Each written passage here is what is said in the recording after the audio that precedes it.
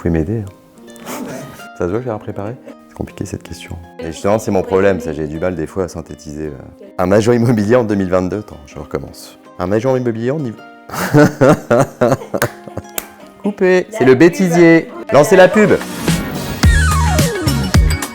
Bonjour.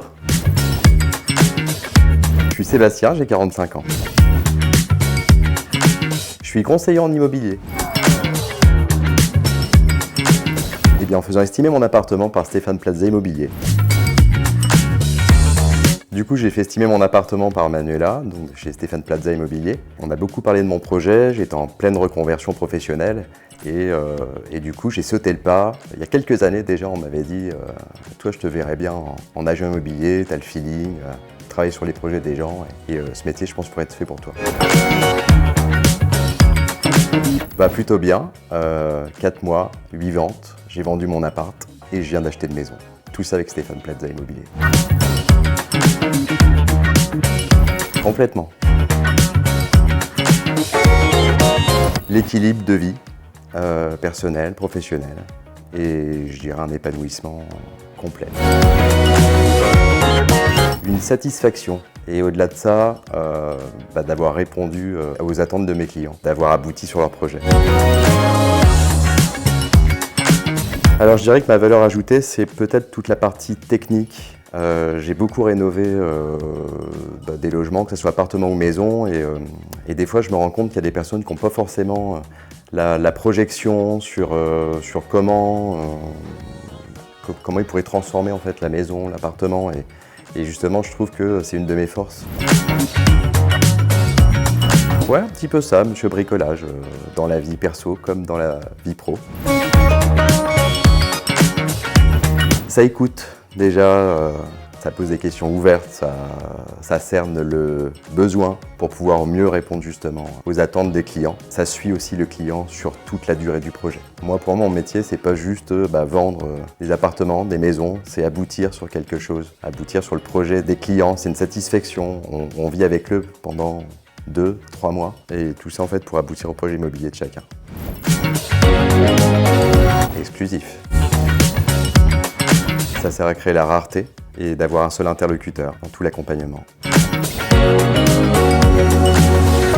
Alors, si je peux donner un conseil, après 23 ans de commerce, c'est de rester soi-même, parce qu'en fait, on sera toujours proche du client, et c'est ce que j'aime aujourd'hui, c'est mon quotidien. Alors oui, j'ai une anecdote. J'ai fait un salon il n'y a pas longtemps, et j'ai un petit garçon qui vient me voir, qui me dit « Monsieur, est-ce que c'est vrai que Stéphane Plaza, il existe vraiment ?» Et du coup, voilà, c'est un peu comme la question du Père Noël. C'était drôle, innocent.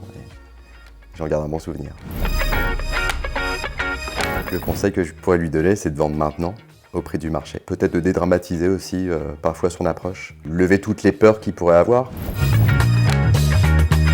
C'est déjà de savoir si il a rencontré un banquier, un courtier. Ça permettrait déjà d'avoir une enveloppe et de savoir justement sur quel bien je pourrais l'orienter, au-delà de ces critères. Et je pense que c'est le point de départ, pour que derrière ça ne crée pas de frustration. Empathie et bienveillance. Oui, j'ai une devise, toujours trouver un point positif dans n'importe quelle situation. Je l'applique aussi bien dans le perso que dans le pro. Un agent immobilier en 2022, ça communique via les réseaux sociaux. Aujourd'hui, on est beaucoup sur le digital et je pense que c'est l'avenir. On pense que c'est l'avenir. Ça prospecte aussi sous différentes formes, que ce soit la prospection en porte-à-porte, la pige, les appels téléphoniques. J'aime bien bricoler et faire aussi un peu de sport. Du vélo, aller courir à la forêt, marcher aussi. Ça me permet de m'évader. Alors sur Insta, Facebook et puis LinkedIn. Sur Facebook, à l'association des commerçants des Halles, où j'ai été élu au bureau très récemment. Au revoir.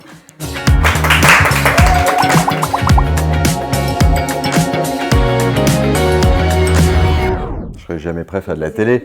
T'as filmé quand même.